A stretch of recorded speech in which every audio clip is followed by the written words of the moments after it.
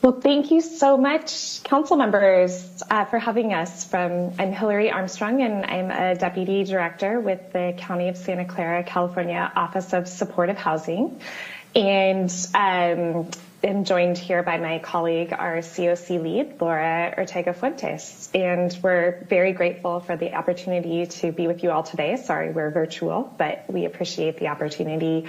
And just before we get into our slides, a little bit of our background. I came into this work officially 3 years ago with the County of Santa Clara, but prior to that, I worked in our community, one of our community-based organizations as a legal services attorney, representing folks experiencing homelessness and folks with disabilities, and did a lot of work in the housing space. And so as we talk a little bit about the history of our COC and structure, I was in kind of different roles at different points during that process. And in my position here at the Office of Supportive Housing, I work with our Continuum of Care team, our housing and community development team that works on building affordable housing throughout the county, and includes our asset management and community development funding, as well as our homelessness prevention system, and then our internal operations with our fiscal team.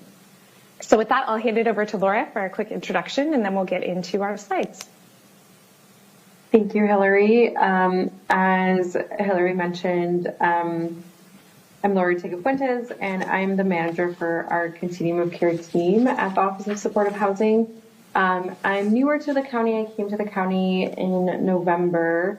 However, I worked in a similar position in the homelessness system in Washington County and Detroit in Michigan for almost a decade. So I'm not new to the work, but I am new to this specific county, so just FYI. And I'll hand it over back to Hillary. She'll give us a good overview of our system and our partners and how we work together, and then I'll go further into detail in terms of our structure and our funding breakdowns. And we will hopefully have plenty of time for all of your questions as well. And I was able to listen into a little bit of the last item, and I'm just excited to see where we can possibly be helpful as you think about the regional approach. Next slide, please. So we wanted to just ground ourselves in a little bit of the region that we serve. So Santa Clara County is the largest county in Northern California. And we have almost 2 million people, about half of whom live in the city of San Jose. So I assume similarly, Tacoma, the city of Tacoma is probably a large part of your county's population. However, we do have 15 cities in the county and kind of some large but not very populated unincorporated areas. So as you can see from the map, our county stretches from Palo Alto, home of Stanford University, and all of that, like all the way through kind of the heart of Silicon Valley down south to Gilroy. We have over 100 languages that are spoken. I believe around 40% of the population were not born in the United States.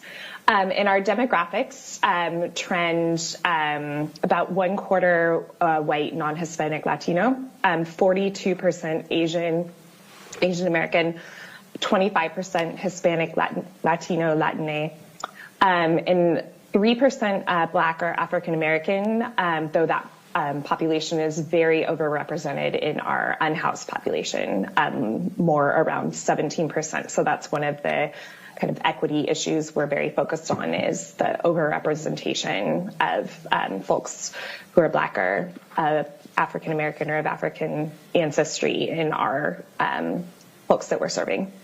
And a very small percentages of American Indian, Alaska Native, and Pacific Islander, but just very diverse county population-wise, and very expensive. So these are just our FMRs through HUD, so you can imagine the actual market rents are very high for a studio.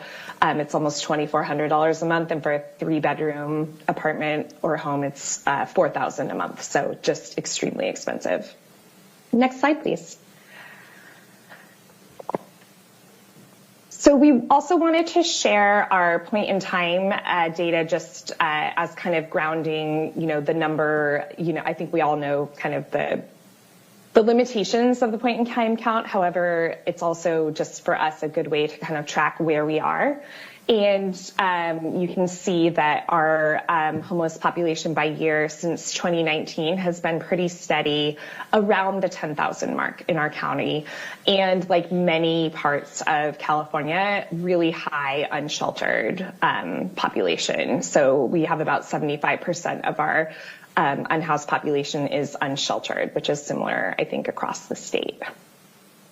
And throughout this report, I'm assuming you'll probably get it in electronic format. We've tried to include as many links as we could. Next slide, please. So we wanted to kind of start with some framing of how we came to our current model of where our COC is situated.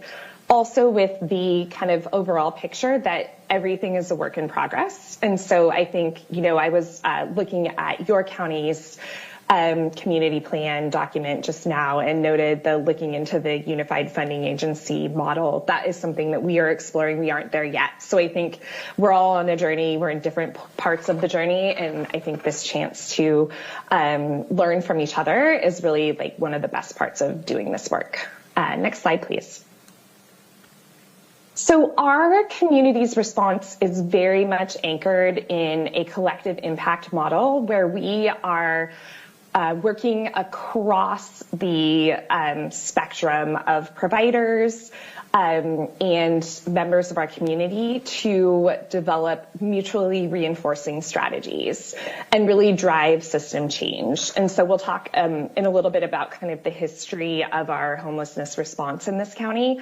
But we really wanted to highlight that this goes across the board with neighborhood leaders, individuals with lived experience, advocates, local governments. Of course, like your county, we have the 15 cities, we have, kind of water boards and other local government agencies, elected officials, corporations and businesses. Being in the heart of Silicon Valley, we have some rather large corporations that have both contributed to and we are working with our partners to get them to invest in solutions to our homelessness crisis. Philanthropic organizations are nonprofit service providers who are core of how we do the work, and affordable housing developers, as an example. Next slide, please. Oh, and up back. Thank you. I did want to flag that we wanted to share the reference to a collective impact case study that is about 2 years old at this point, but still really relevant with more background information on how our county's response has kind of developed over the years. Okay, next slide. Thank you. So the 4 core partners among that spectrum of collective impact partners are the County of Santa Clara. And so we hold the Office of Supportive Housing, which we'll go a little bit into the history of, but we are kind of a comprehensive office within our county government that holds the entire continuum of housing and homelessness services for our county, as well as relationships with each of the 15 counties in their own kind of provision of services and addressing issues of homelessness in their communities. A really core partner in this is the city of San Jose, which is our largest city, a population of nearly 1 million folks, and about 70% of our unhoused population living in the city. We partner with the city kind of across the board in each of our intervention areas, and also, in professional staff collaborating regularly to address system problems and, support each other's efforts and prioritize everything from kind of housing development and which projects we're helping to sponsor and move forward to, how we're addressing, kind of crisis response issues with homelessness. The Santa Clara County Housing Authority, we are very lucky in our county in terms of a regional response in that we have one housing authority for all of the county that includes the city of San Jose. So I know that's not the situation in every community, and there are often multiple housing authorities that folks are working with, and we have one housing authority that's a moving to work agency and a very critical partner to all of our efforts. and just a really innovative partner as well. So our housing authority director was just on NPR discussing kind of the housing authority's plan to pilot shallow subsidies for folks, just really looking at like direct payment to participants as an option, and among other things, has been just a really key partner. And I can get a little bit more into detail on that on the affordable housing development side of things as well. And all of this is kind of centered around Destination Home, which is a public-private partnership. So it was formed as an independent nonprofit that supports all of our work. So basically, there are members on the Destination Home board from the county, from the city, from the housing authority, people with lived experience, people with receiving COC funding. And the Destination Home Board is very similar in structure to our COC board. And so Destination Home is out there. They fundraise from the private philanthropic community, get and help invest funding from local corporations and other foundations. They provide, they help pilot new initiatives where we're trying things out and just kind of serve as the hub for all of our activity. Laura and I were just down at their offices this morning, meeting with all of our community-based organizations within this COC, all of the leaders of those organizations to talk. The two top issues we had today were how we're implementing Medicaid reform in the county and the opportunities that there are for payment for housing services within California's Medicaid system, and our efforts to combat the criminalization of homelessness and really move towards solutions that are focused on helping folks find housing in safe situations rather than adding, kind of compounding the problem by criminalizing their homelessness. So that's just one example of kind of the role that Destination Home plays in convening us and in leading us and in taking kind of policy issues and advocacy stances to move the work forward where, kind of different governmental agencies, it may not be our role to play. And so we serve as the professional staff and subject matter experts. Next slide, please. So we just wanted to share a little bit of background, and I am almost ready to turn it over to Laura, and thank you for your patience. I feel like I'm talking a lot, but I guess that is why we're here. But our community, like many, kind of from the 1980s onward, many of our shelters opened during that time. Outreach teams kind of formed as part of individual churches or nonprofits. And the McKinney-Vento Act passed during that time. And the leadership was really based in our community-based organizations. They formed what was called the Santa Clara County Collaborative. And that, was a really organic grassroots way to kind of try to move the work forward. Sometime in the mid-2000s, the county and city, led by the City of San Jose mayor and the president of the County Board of Supervisors, put together a Blue Ribbon Commission on Homelessness, and really set the stage for the creation of Destination Home and this collective impact model that we still are very much grounded in today. This is when we first saw, this is right when I started practicing in legal services, and when we first saw Housing First programs really coming through, where it was get a roof over someone's head, and then we'll wrap them in all the services rather than having higher barriers to entry. The Hearth Act was passed, which obviously led to some structural changes, and Destination Home was officially established. And then I think we kind of get into the period of a lot of activity, and this is when our collaborative of community-based organizations officially became the Continuum of Care. And our community made the intentional choice to situate our COC within local government. And so Laura will get a little more into how that is structured.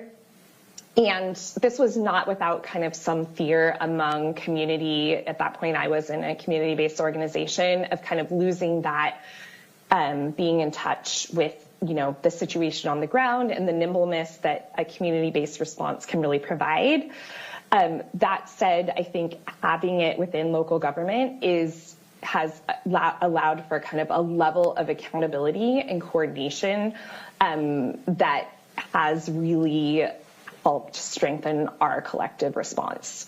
And so we also launched the Housing 1000 campaign. We had very little permanent supportive housing at this point in our community, just a few hundred units. And the Housing 1000 campaign goal was to get the most vulnerable folks who were living on the streets into housing to basically save lives. I mean, I think we all know the data around folks who have any medical vulnerability and the impact that unsheltered homelessness and any homelessness takes on their health.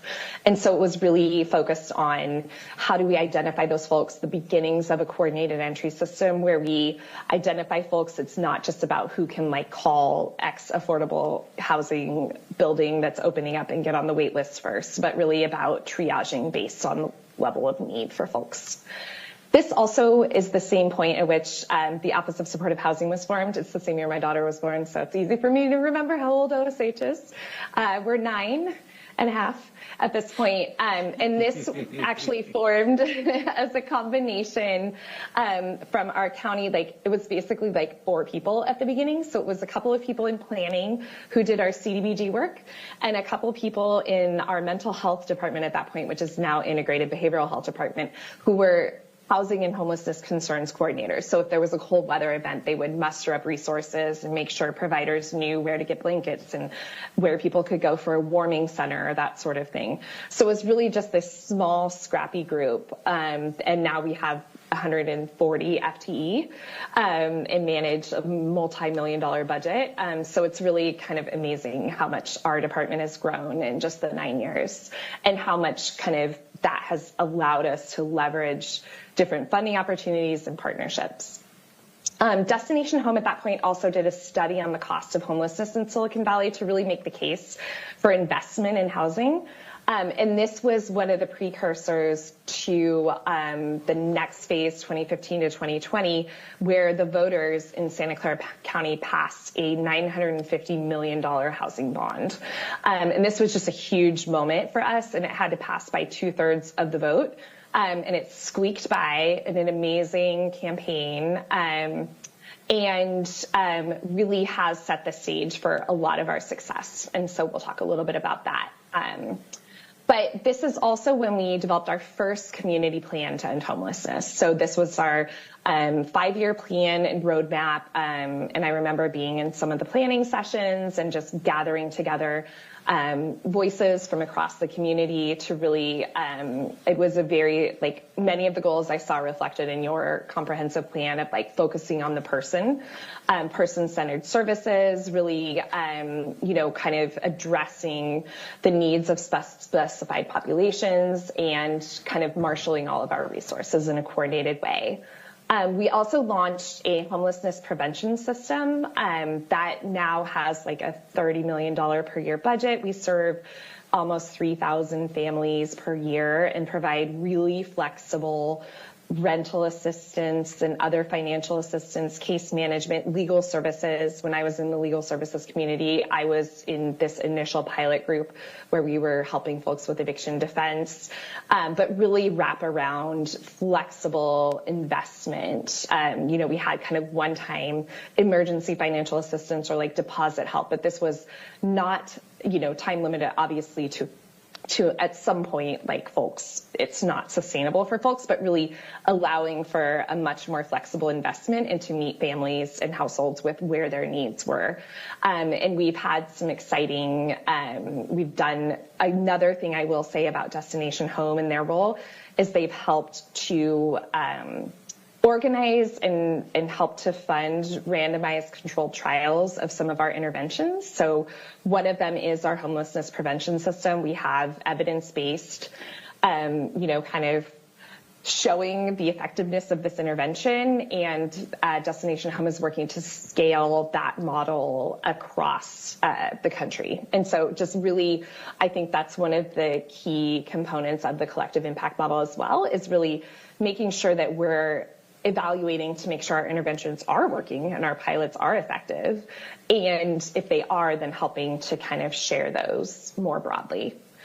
This is when our lived experience advisory board formed, and that's a thriving independent group that also receives support and coordination help from Destination Homes. So I think that's another really great aspect of the kind of public-private partnership. And our first 100% permanent supportive housing development opened. So we're a really young system in a lot of ways, and we've grown really fast. And so some of what we're doing at this point is kind of saying, okay, how can we keep this up and make sure that these services are having the impact that we had hoped they would? So are we evaluating, and what is the quality of the provision of permanent supportive housing and other housing interventions? That was a lot of words for that slide. I promise you my other slides will not be as wordy. Next slide, please. So we are currently toward the end of our second community plan to end homelessness. And obviously the pandemic was a real interesting time for all of us, to say the least. And I think, like many communities, we just saw an immense amount of need, kind of in addition to the high levels of homelessness we were already experiencing. And so you'll see our point in time count remained relatively steady, and that is only due to the fact that we were opening multiple, I think, supportive housing and affordable housing complexes during this time that were funded through the county's Measure A for building affordable and permanent supportive housing. So these were the guiding values. Again, I saw a lot of this in your own plan. Raising the voices of people with lived experience, sharing power. I think, we have come a long way even since the development of this plan, and Laura and her team are working on kind of starting, I think we're planning to plan the next planning process that will kick off this winter, really with, folks with lived experience very much in the center. And also looking at policies and programs to reduce racial inequity. And I think that's another area where we're really hoping to do a better job operationalizing that in our next community plan.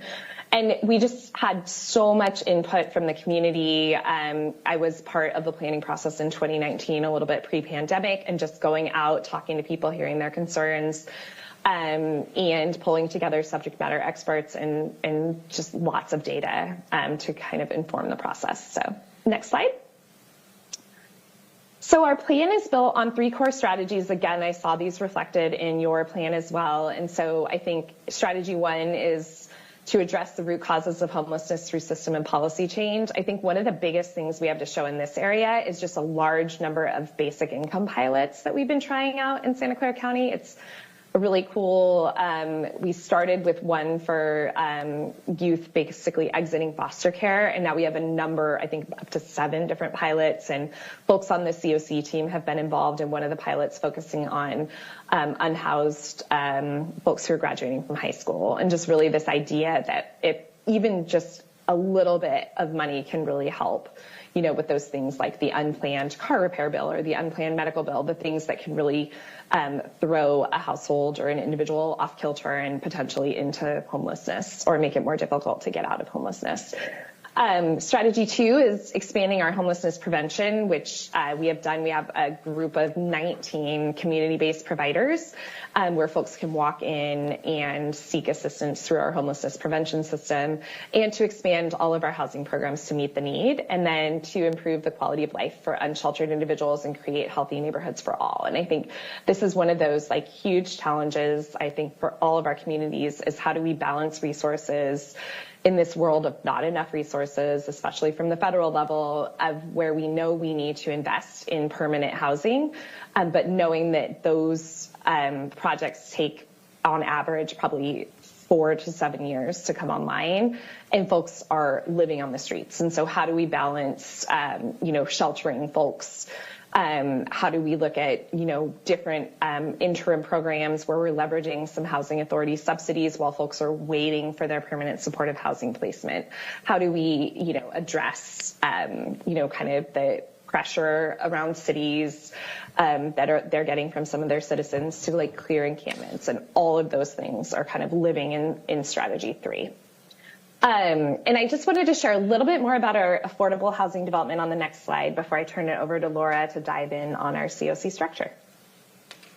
So like I said, we have a affordable housing bond that the voters passed in 2016. At this point, we are almost fully committed. So all of the $950 million has been committed to various programs, the largest of which is this multifamily housing development. And we had projects in 10 of our 15 cities, and I think it'll be 11 soon, which is very exciting.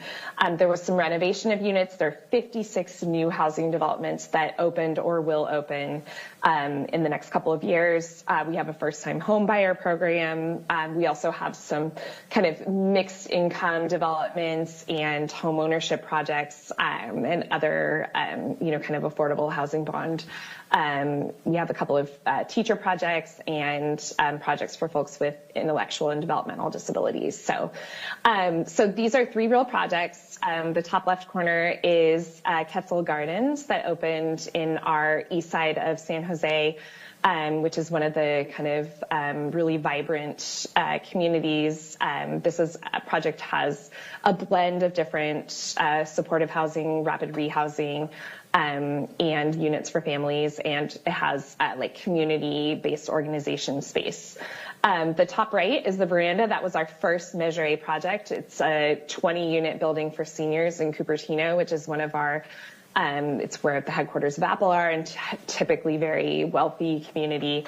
And then the bottom is the AgriHood, which is this super cool urban farm, and different, like there's a home ownership component, there's a permanent supportive housing for seniors, and it's right in kind of the center of Santa Clara, which is in the heart of things. So there's a lot more on our website about that effort, but I think, what I would leave you with for my section is just the importance of investment across our system, and most of all of just having those kind of core partners in alignment, which is a lot of work, but has been really, really fruitful for our community.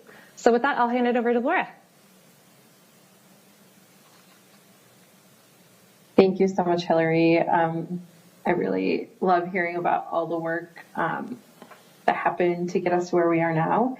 But yeah, I'll go, next slide, please, into the structure. I know you had a lot of specific questions about how we are structured, the funding performance, but as Hillary weaved together like all of it in our partnerships and all of what she has shared really is at the core of the work that we do and helps our COC be successful in our performance. So next slide, please. She highlighted all of these different key components of our system. We're really supporting, engaged, and centering voices of lived experience, and I'll share some examples in a little bit. Collective impact model, but we also want to always lead with a quality improvement approach, using our data to be informed about it, learning from other communities like you to see where we should shift and pivot as we learn. So next slide, please. This is a really quick overview. I think the structure is probably not going to be very surprising. It does dictate that the COC membership, has creates the governing document, our governance charter that talks about how we're all going to be structured and decision making and all of that. So this is pretty typical for COCs. Our COC board and executive committee does have those 4 core partners that Hillary had mentioned earlier. Those are the ex officio seats that have to be on the board, so Destination Home, the county, City of San Jose, and the Housing Authority. So in total, we have about 12 spots, up to 12, and a third of those are lived experience, people with lived experience at a minimum, and 2 of those lived experience spots at a minimum have to be young adults. And so we're trying to really get a wide representation on our board. The other entities are more representatives of like what voices or entities are missing from from kind of that representation. So a mix of large and small entities, grassroots organizations, or larger organizations that serve a lot of people and have a lot of different programs. But we try to always just look at who we're missing at the table and try to get them on our board. In terms of County Office of Supportive Housing, Hillary mentioned that we're intentionally selected as the Continuum of Care lead and house it within our county government, also the HMIS lead and on the coordinated entry lead. I know sometimes all of these pieces are distributed in different ways. Every community looks so different. I think coming as a person that's worked in 2 other COCs, coming to the county, I thought it was really great that everything was housed kind of under one umbrella. The Office of Supportive Housing, not only are we the Continuum of Care lead, HMIS lead, and coordinated entry lead, but there's also the housing development arm of it, and also the service provision side, that there's direct services being provided out of our office as well. And so it really captures the entire continuum of getting people housed and keeping them housed, preventing them from losing housing. Like that whole spectrum is kind of in partnership with, of course, all of our partners and folks with lived experience in our community. But it's really helpful that it is under one umbrella so that we can be really strategic and coordinated in a way that I haven't seen in a lot of other communities. The lived experience boards, we have 2 of them. Hillary touched on the lived experience advisory board that has been going, that was implemented, I forgot what you said, Hillary, around, it's been a while. It's been quite a few years, but the Youth Action Board is newer in the last 2 or 3 years. And so we work there. I really appreciate that Santa Clara County has done a really great job of fully integrating those boards into the daily work that we do. And so it's not just the county or the COC bringing opportunities to these boards. It's other entities that have opportunities that they bring to the table for them to consider and give their expertise to. So, for example, their rank and review panels, there's a destination home funding opportunity, for example. They'll be invited to be reviewing and ranking projects and scoring them to see how we spend money in our community and prioritizing kind of their views on that. They influence a lot of the policy and program decisions that we make on a regular basis.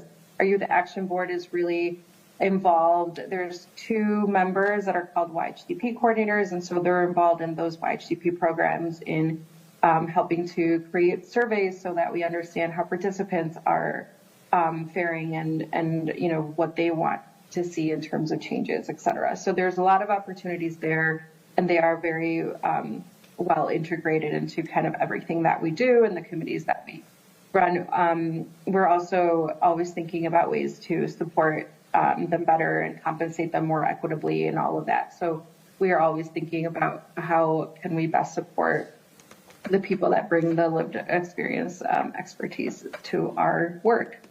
Committees and work groups, I don't think there's anything too surprising there.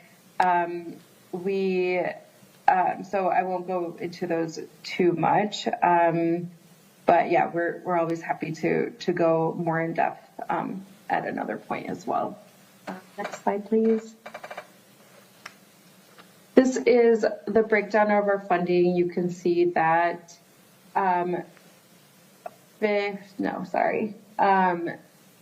so $39 million is what we get just from the COC HUD funding. Most of that is in PSH. There's 19 projects overall there.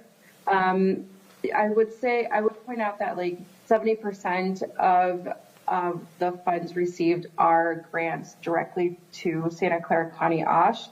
And that's because we provide a lot of in-house supportive services. And I'll go into one of the teams that we have that I think is pretty unique to our county.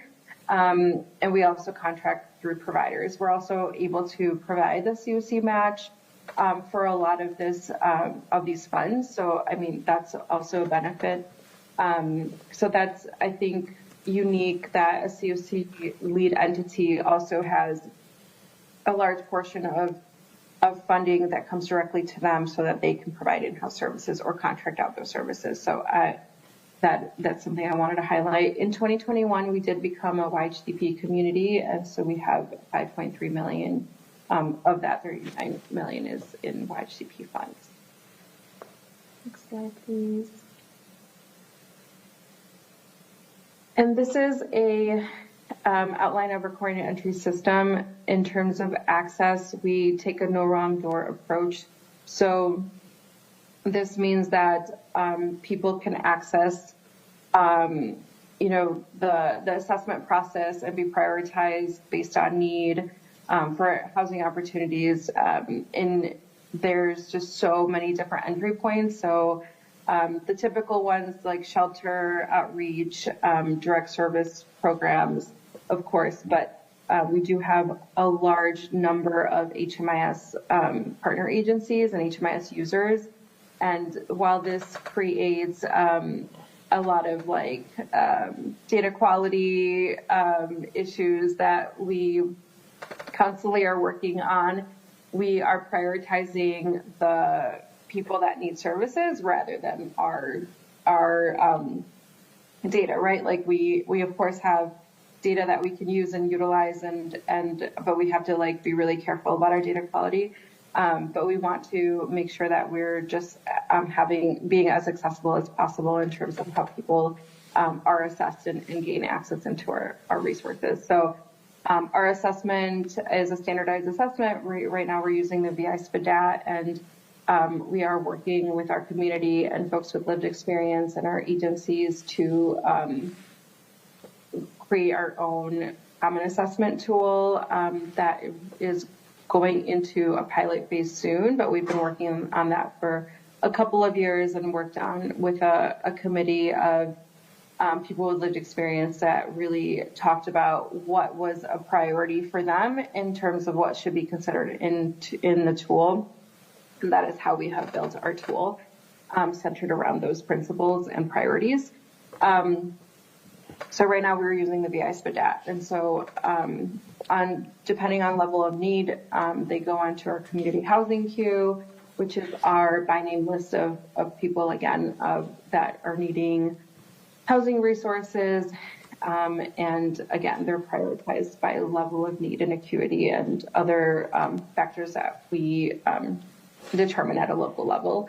But one thing I do want to go into a little bit more detail is our client engagement team. Right now, this was a pilot that started a couple of years ago, that anyone that's in scoring in kind of that PSH range in terms of need and housing intervention, they are referred to a client engagement team, and that team is highly specialized in locating and assessing and then determining eligibility for PSH programs. So they're incredibly good at finding people. A lot of times people can be closed after waiting, the community housing queue and the number of people on it doesn't match our resources available, right? Like no community has more resources than people at this point, right? So we want to be able to, instead of closing people out because we couldn't find them, and this team has been incredibly specialized in just how to find people and then how to get them document ready in order to be ready for when a housing referral opens up. So instead of waiting on the community housing queue until a vacancy is available and then working on their paperwork, we're already having that ready. So they're working on their, chronic homelessness status, documentation, and the housing authority packets and all of those. Those teams are really specialized in all of that paperwork. And so once that vacancy happens, they're just housed. So it has been a pretty successful pilot. We've expanded the client engagement team recently. and hope to roll out the same process for other housing programs like rapid housing. Next slide, please. This is what our community housing queue looks like as of now. We have 5,800 households currently on our community housing queue. About 56% of them are permanent supportive housing, so a little bit more than half. You see our capacity there. Our vacancy rate, which we work really hard on and work really closely with our property managers, is less than 7%. And I will say that we've been working really hard on several data quality improvement efforts to understand our list more accurately. So that 5,800 household number used to be about 1,500 people bigger. And that's because we've really gone through and addressed a lot of the data quality issues that were making our community housing queue not as accurate and up to date as we wanted it and needed it to be. So with every data quality improvement effort that we roll out, we get closer and closer to truly understanding the number of people that are awaiting a housing resource in Santa Clara County in any given moment. So next slide, please. One of your other questions was around reporting and performance measurements. I think the HUD system performance measurements, of course, play a role in our system. There's a work group that is active about 6 months out of the year that looks really closely at these measures and makes tweaks and changes so that we're always striving to improve and get better as a system, but also being realistic about where our data is. So we do work with our providers, and that's an open meeting for anyone that's interested in our community to work on that. Then we can have a little bit more accurate system performance measures. Like, of course, we start with HUD, but there's local considerations as well. So we do work on that with our work group. But I think the larger, collective, entire kind of provider and just community is behind the community plan to end homelessness, and this is how we really talk about our goals and our successes and our problem areas that we want to dive more deeply into and address. This is not a plan that sits on a shelf. It's referenced almost daily by our staff and our partners.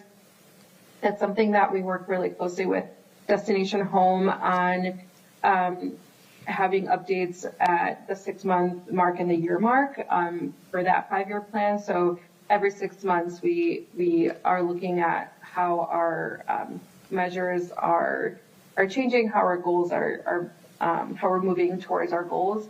And we use that to speak with our elected officials. We use it to talk with our community and just discuss, like I said, all come together towards these shared goals. And if there's something that we need to dive deeper on, then we do it. And it's been such a North Star for our community since 2015 when those 5-year plans started.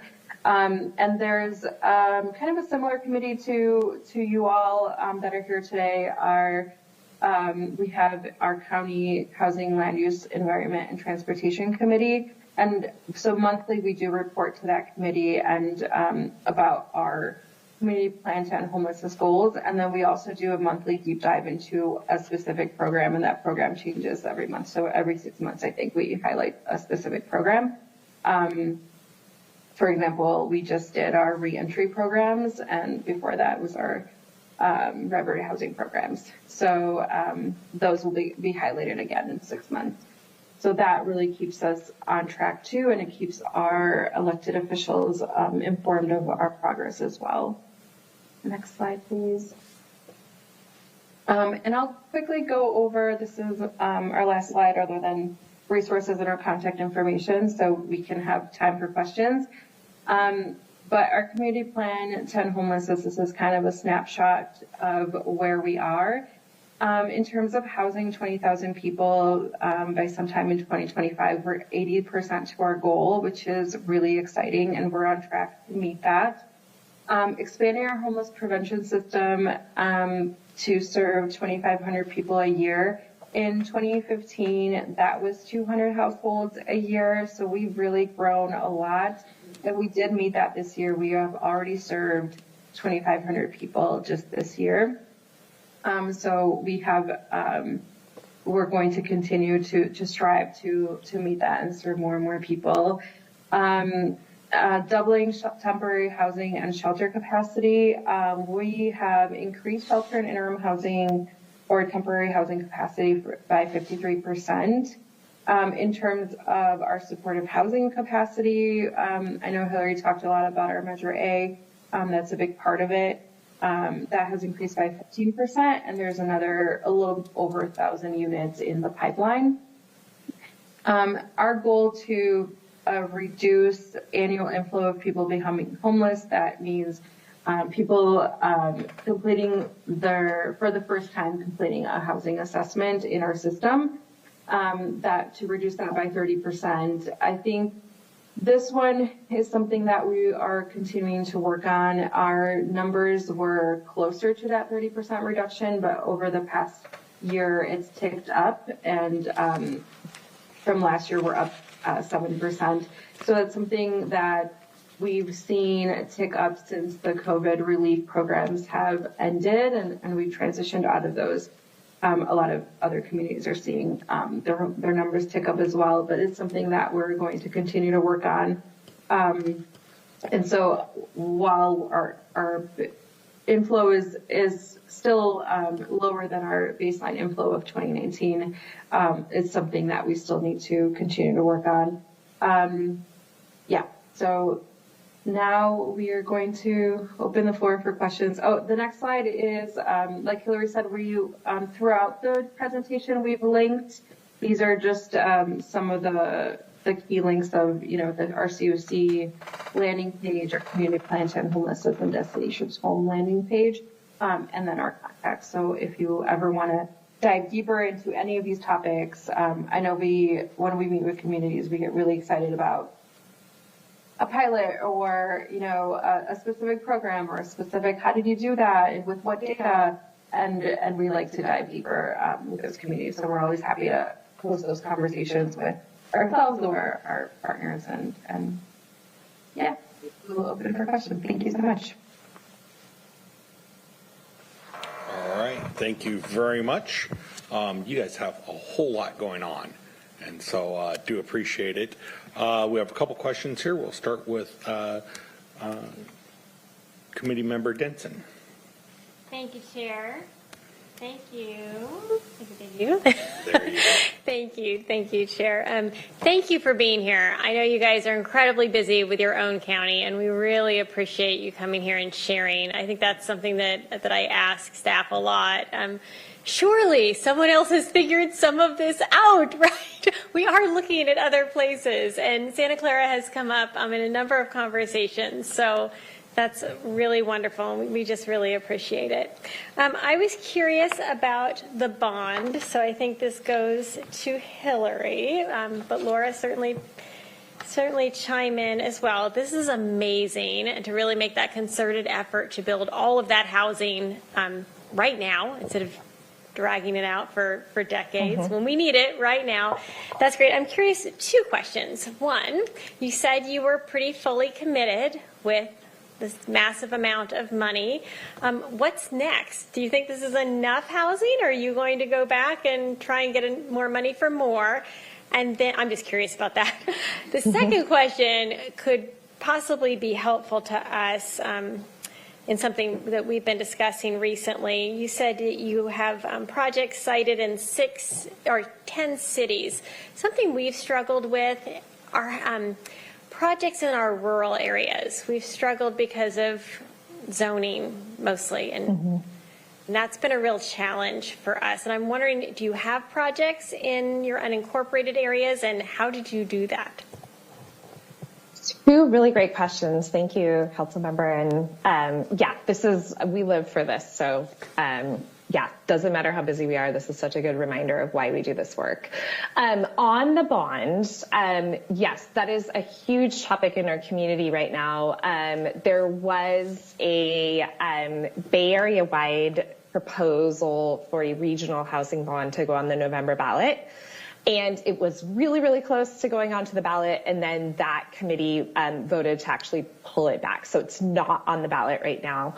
But we do have, there's a statewide initiative in California on a proposition to lower the threshold for infrastructure and housing bonds to 55% vote instead of a supermajority. So everything is kind of awaiting that in terms of strategy. Because I think, with a 55% vote threshold, that changes the game in terms of if our elected officials decide that they want to put another housing bond either on our local ballot or again collaborate regionally with the kind of 9 Bay Area counties to come up with a regional bond. So we're in kind of this regrouping because folks were starting to get really excited about the concept of this regional bond, and we do have a pipeline of projects that are waiting for funding, and in particular, our tax credits are very oversubscribed, and I'm sure you have a similar situation. And so we are basically kind of looking at our whole pipeline and analyzing the funding gaps and just getting as creative as we can, and looking for different funding sources to kind of be able to keep these projects alive. So there's like a COC build SNOFO, and that could support one project. So we have a local competition around that. There are some new funding opportunities in California through some behavioral health funding. So really like making sure we're parsing those and getting everything we can out of that.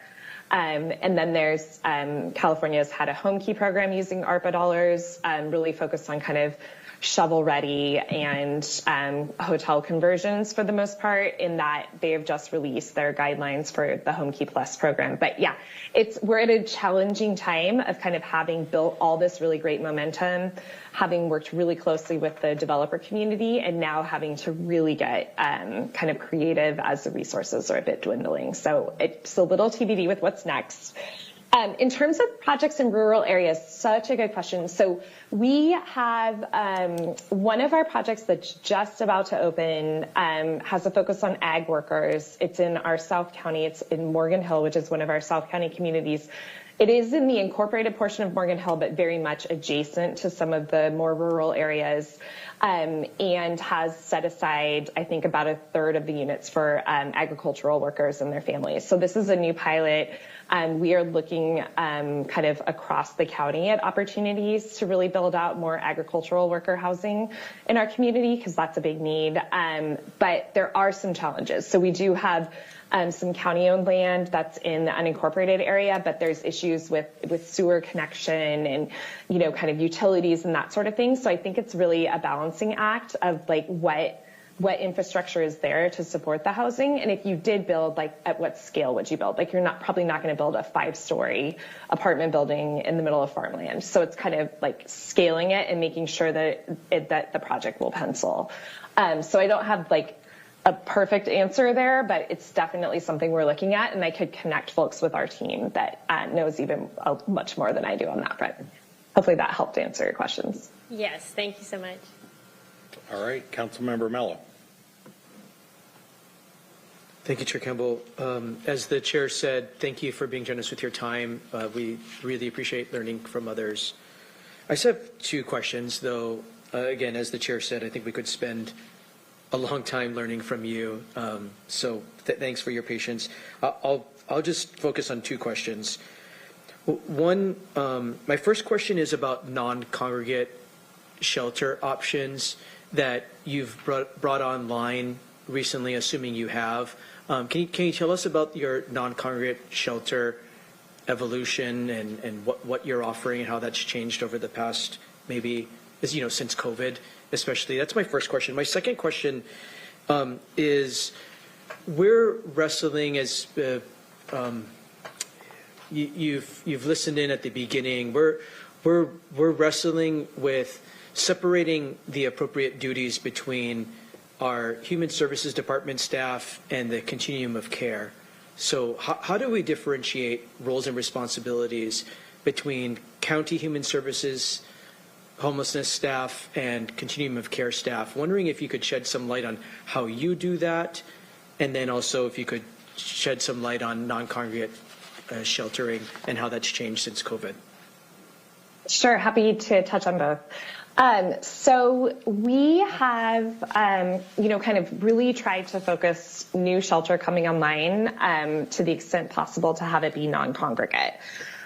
We've had a lot of kind of use of moteling for shelter too. So there's converting motels to be either permanent supportive housing or more of a non-congregate shelter, but even just kind of because we just don't have enough shelter space. So that's kind of the less ideal, but at least folks have a private room and bathroom. I think one of the challenges is making sure that we have good case management in place and kind of wraparound services so folks don't feel isolated in those settings. We do have some exciting non-congregate shelter. However, we have through this Home Key program, which was California's use of some of its ARPA funding, to build modular shelters. So we have 3, one of which is open and 2 of which are coming online, where in the first one, we had some learning. So that one opened pretty early on in COVID, I think early 2021, in the city of Mountain View, and they have capacity for both kind of single adults and families.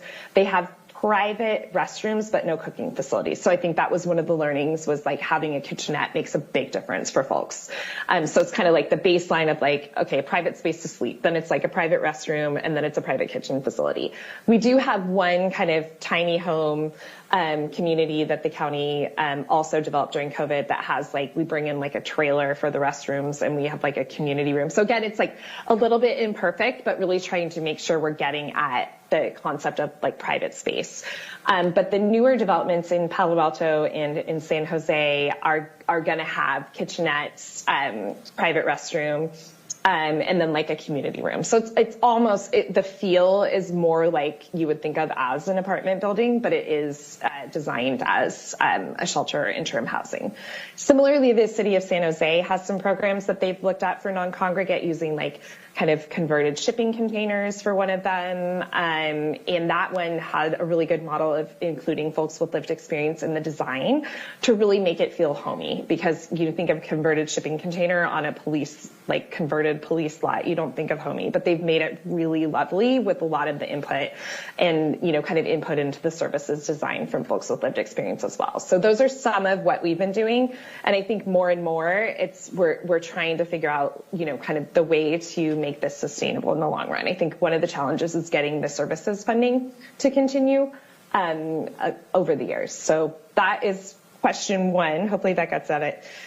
In terms of the duties between human services and the COC, that's such a great question.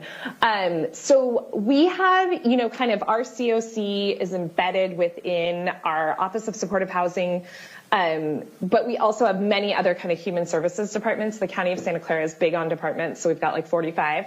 And in fact, we became our own department. So we were an office, now we're a department.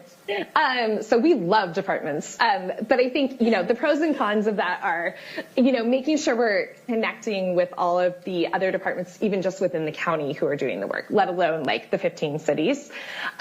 So I don't think there's any 100% way to do it, and I'm not sure it's all perfect, but we are kind of we wall off part of our team for the COC that's like the collaborative applicant team. So that's Laura, her team. They're running kind of with our folks with lived experience and our TA provider. They're running the local competition, and then we have our grants team from the other side that's applying for funding. So it's not perfect, but I think, we really we try to be as transparent as possible with the community about how we are structured and how we make these decisions, and then walling ourselves off where appropriate. But I think however it's structured, the most important thing is communication among either the departments that are providing the services and managing the funding, or even in the Office of Supportive Housing as we get bigger within our own divisions. So it's really making sure we're breaking down those silos constantly and realizing how much all of our work overlaps. And similarly, we have a lot of work with behavioral health right now with our behavioral health department and making sure that we're all kind of rowing our boats in the same direction and keeping each other informed. So I think that kind of goes to our county structure where we have a strong county executive who's aware of all of the different efforts that are happening and doing their effort to coordinate it well. I think that's a really important piece of it is that county administration level. Thanks for sharing your experience with us. It's really, really valuable. Thank you, Chair. Thank you. Councilmember Whitting. I've got more in the way of comments as opposed to questions, and I'm a numbers guy, so I've just been listening today to some of the numbers that have been coming out, and I'd just like to review those because I think they can inform us a little bit. You know, it's interesting. Santa Clara County is just about twice the size of Pierce County, and they talked about San Jose being the biggest city in Santa Clara County at 50% of the total population. Tacoma, in contrast, is 25% of the population of Pierce County. And they mentioned that San Jose had about 70% of the homeless population and services. I forget whether it was services but Tacoma is providing about 80% of the services. So with 25% of the population, Tacoma is doing 80% of the services as opposed to San Jose, which has got 50% of the population doing 70%. So Tacoma is really carrying a big chunk of our load. The other comment is about level of homelessness. With twice the population, they've got 10,000 homeless. We've got 2,600 in our last pit count. So they've got about 4 times the number of homeless with twice the population. So we're relatively well off in terms of our homeless population on a per capita basis. But the other thing that I focused on was the funding of $39 million. Our funding is $4 million, so that's a 10x. So population 2x, homeless population 4x, and funding 10x. So I'm not sure what that's telling me, but there's some strong messages coming out of that. Thank you. I appreciate a numbers guy. Any online, Deputy Mayor Hines, Councilmember Rumbaugh, any questions? Or anyone else joining us here today? We have a very thorough presentation, so I think you've answered a lot of our questions. Some of those numbers were the same ones I was kind of working on in my head. I believe we've got Committee Member Mello has a follow-up question. Sorry, thank you, Chair. I was tracking the numbers Deputy Mayor Whitting was hearing as well. And, you know, I would love to ask this question of you both who are real experts in this system for some time. And I'm reflecting on how much you've shared with us about how much energy you're spending on performance measures and how much energy you're spending on trying to change the direction of the inflow of new people entering the homelessness system. So, you know, Deputy Mayor Whitting makes the comment about the size of the population of Santa Clara County. You're spending $40 million on the homelessness response system. That's a lot of money. So a naysayer would say, gosh, you're spending so much money, yet your population of homelessness, it still remains kind of constant and high, right? So a naysayer can and will say that. What is your response to that? Yeah, thanks for that question, Council Member. And it's hard to prove a negative. Mm-hmm. So it's not a great top line message to say, but it would be so much worse. Mm-hmm. So I think it really does come down to the data, though, and in $40 million in HUD COC funding, and then we invest a lot of state and local funding as well. So our overall homelessness response is is a lot higher than that 40 million. But I think it goes to really digging down in the data to tell the story. And you know, exactly, yes, we are at the same kind of level that we've been at since 2019, but look at what's happened since then in terms of like the cost of living skyrocketing, inflation, all of these pandemic era measures kind of coming to an end and folks kind of falling off this cliff. And so, you know, that's exactly where we end up focusing on kind of each part of the system of care. And I think ultimately the issue is resources. And I would say Pierce County needs a lot more than 5 million. And so I would like be ready to fight that fight for you all.